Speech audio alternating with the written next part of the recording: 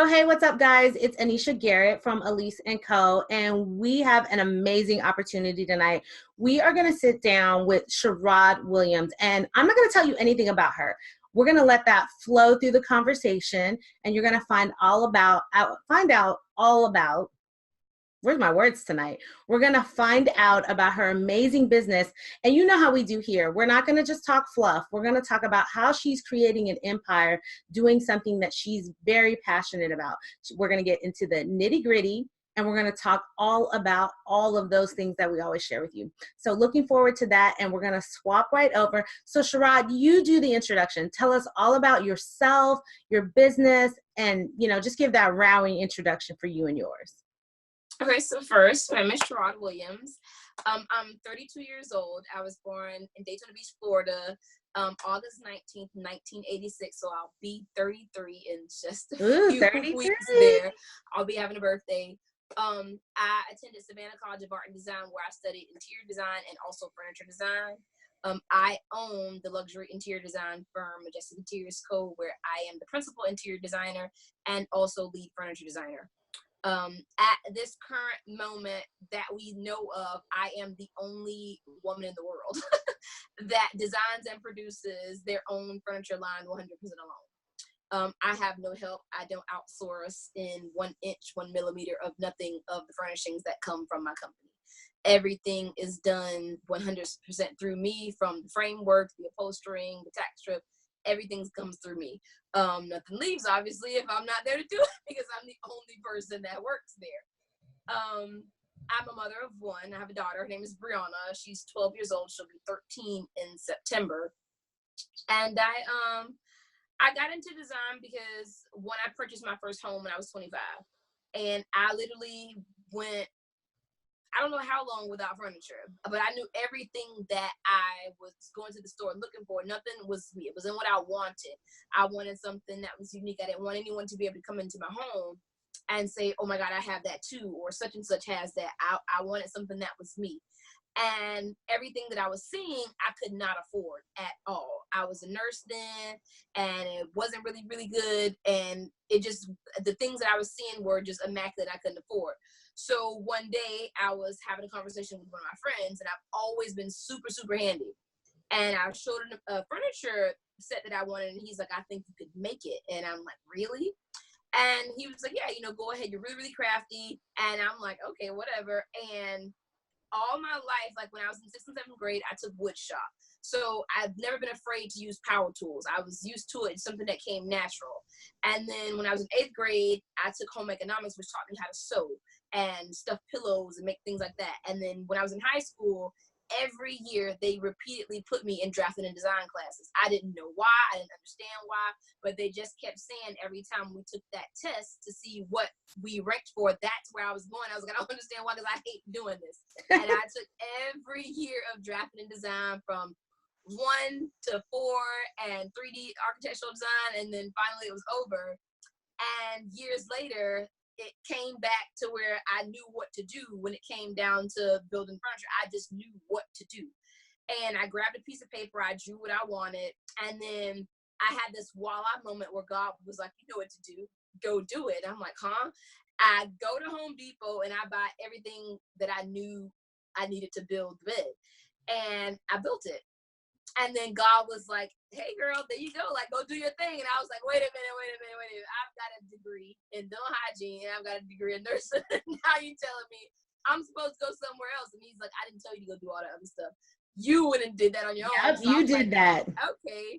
So now I gotta redirect my path. And I'm like, so am I supposed to make furniture? And I just knew what to do.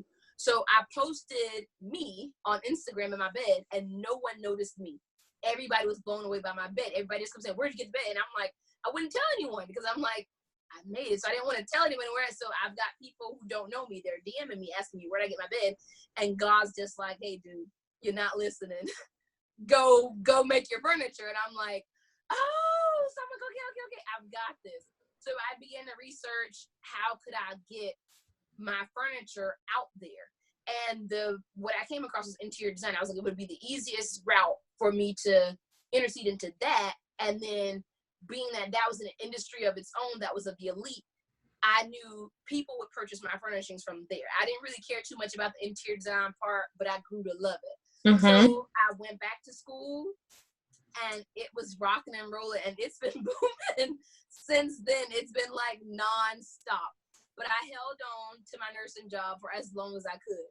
And God was like, quit. And I kept saying no, because I'm like, if I quit, I won't have any money coming in to pay my bills, because I don't know if this will work. We can have every dream, every thought, but we're never 100% sure if it's going to work.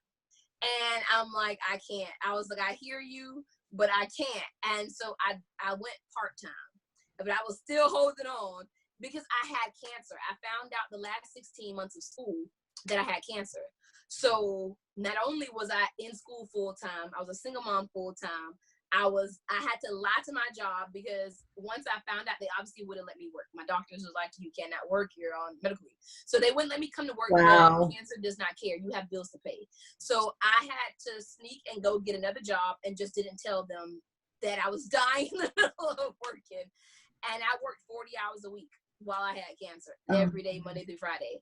And I had my days where I was really, really sick, and I made every excuse up to where they wouldn't know what was going on. I played it off. I wore things on my head, whatever, to not let them, because I had bills to pay regardless. I had to pay for school. My daughter's in private school. I had to keep it going, and I fought through it. I graduated with a 3.97, top of my class, while I still had cancer. You are a superwoman, a superwoman. And then afterwards, I don't feel sorry, but the way I see it, once God showed me what I was supposed to do, I immediately said, to whom much is given, much is required. So I knew, once I saw what I was supposed to do, my actual purpose in life, not everything that I was going to do on my own, I knew it was going to require for me to be broken and changed. And I didn't know it was going to be that kind of broken and changed, but I was like, hey, dude, I didn't say break me down like that, but we don't get to pick and choose what we go through. And it made me a strong person. It made me realize that there's nothing that I cannot do. And I cannot hear someone make excuses, because I feel like I went to school full time. I worked full time. I was a single mom full time, 7 days a week, and I was dying full time.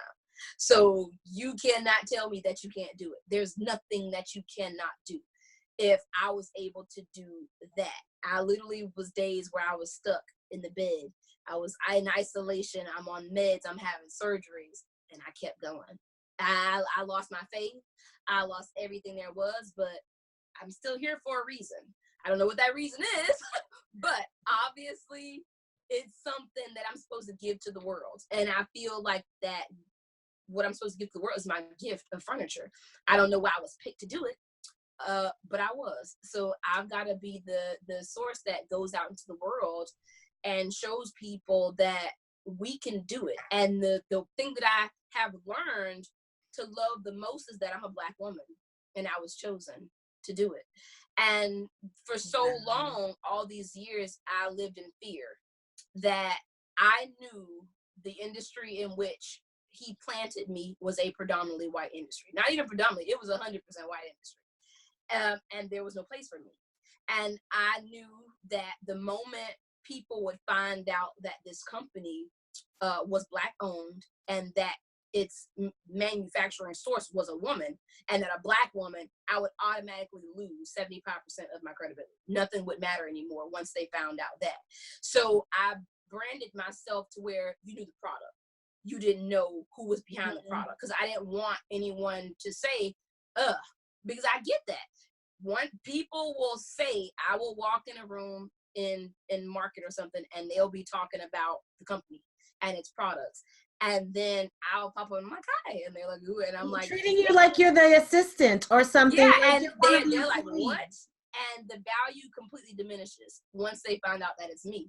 So I have branded to where you do not see one photo of me throughout my entire anything, whether it's social media, my website, you see me nowhere. You just see the product in which you love, and that's what you want. But I have now grown to love me. And I'm gonna love me. So I love my Black skin. I love everything about me. And regardless of the hardship, it's not going to go away. That's something that I've learned. It's not going anywhere. Regardless if they know that I'm Black, regardless if they don't know it, it's not going to go anywhere once they find that I'm Black. So I might as well let them know now. And I might as well let them know I'm not going anywhere. So it is what it is. Whether you like the product and you accept that it came from a Black woman or you don't. Simple as that. Because you don't have to do business with me. And I don't have to do business with you. So it's a whole process of learning to love myself, learning to appreciate my gift without a doubt, because it's a disrespect to everything that God's blessed me with to hide who I am when he gave me the gift. So I'm supposed to put that gift on display for the world. And if I'm not displaying it from the source that it came from, then I'm not doing that. So that's what I'm working on now, is getting me out there. I revealed probably about 3 weeks ago who I was to the world. I must have been in that similar circle. It's so ironic, you know. I just so happen to be, I'm a closet crafter. I wish I could craft. I buy Cricuts but I'm not very crafty. Let's just keep it 100. And I was in Black Girls Craft and you posted your furniture. And you were like, I think the post was like, I made this. I was like, what, you repurposed this? Mm-mm. You know what I mean? What, you got some furniture? You know, I mean, just instantly, because it's just so amazing. Like the furniture is crazy. How large is your space? I mean, let me pause with my gushing, because we have to take a minute to just say we're so happy and we're so blessed that God has a bigger plan for you, and that nothing can beat you. Not even cancer can kick rocks. It really can. Cancer, be gone. And your spirit and your energy is just, it is amazing. I've always tried to remain positive. One thing that I did, the entire time I was sick, I never allowed anyone to see me sick. And if you saw me on my good days. I'm not one of those people who, when I'm sick, I get on the internet and I'm like, oh, this is a day, pray for me. You won't get that from me at all. I have no desire to put out sympathetic or sad energy. I want you to see me at my best. And if you saw me, you would never know I had cancer. I was walking around, and then once I finally let them know at work that, the last 16 months, they were like, what in the world? And I was like, but we're kicking. And my doctors even said they've never seen anybody turn around the way that they were. I was literally in that September of 2015, my TSH levels were at 155. Normal is between 1 and 4. Oh, wow. They were like, at this point, if you have any faith in a higher being or whatever, then that's what we believe you have to turn to. And I was like, okay, whatever. A month later, I was down to 6. And they were like, what have you been doing? And I was like, everything that y'all told me don't do. I was like, I had so many people telling me, stop, you've got to rest, you've got to do this. And I'm like, listen, if you do not have cancer and you sit home all day and do nothing, you're going to die. It's going to be slow, but you're going to die. So if I sit home all day with cancer, I'm going to die. I'm just going to die faster. So why am I going to sit here and not do anything?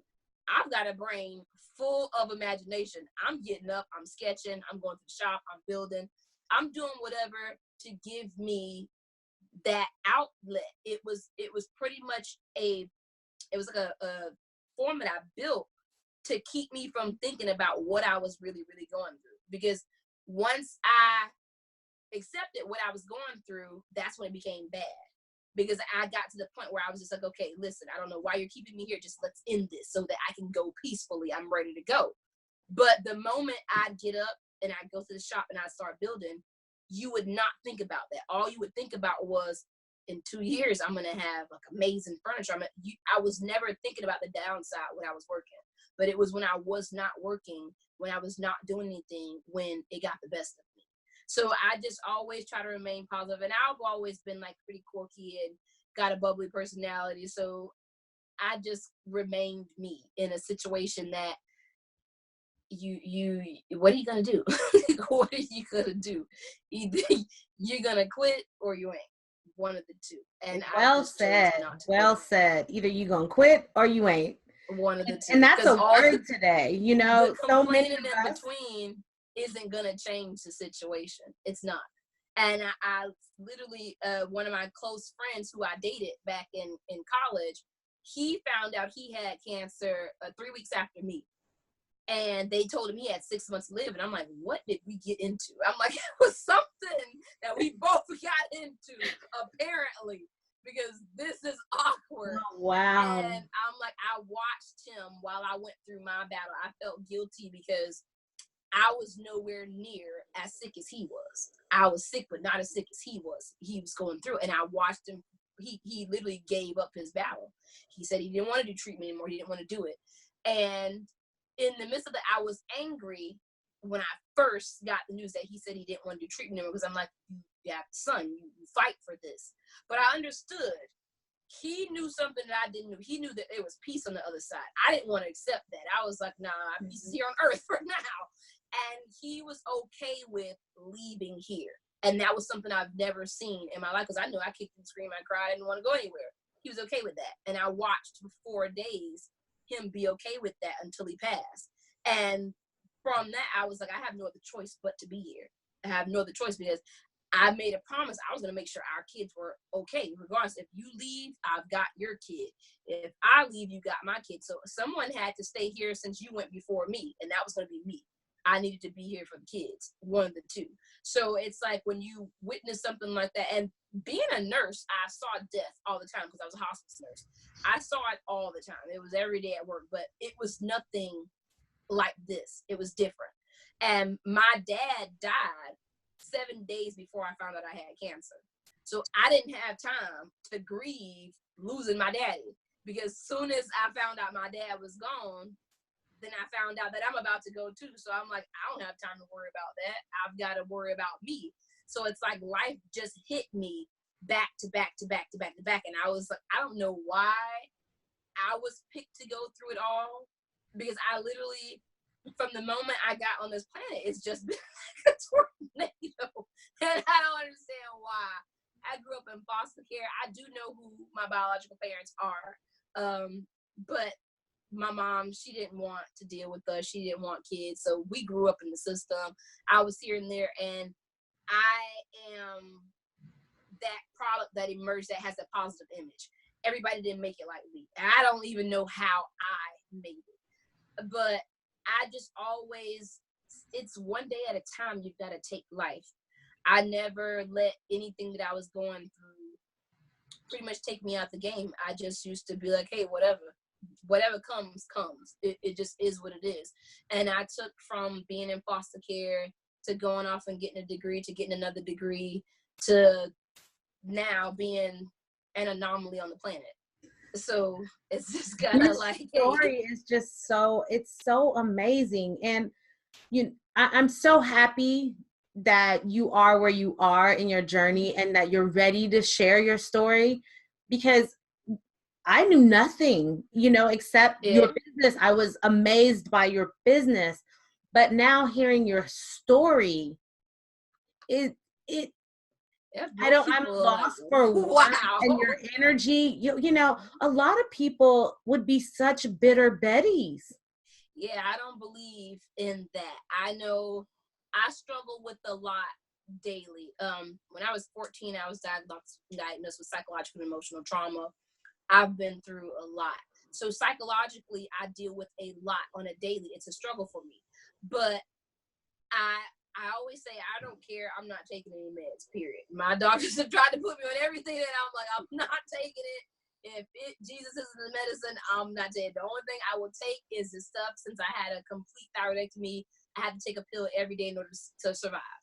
So that's the only thing I will take. But I'm just like, I struggle with a lot, but if you can give people the positive, it can make things so much better.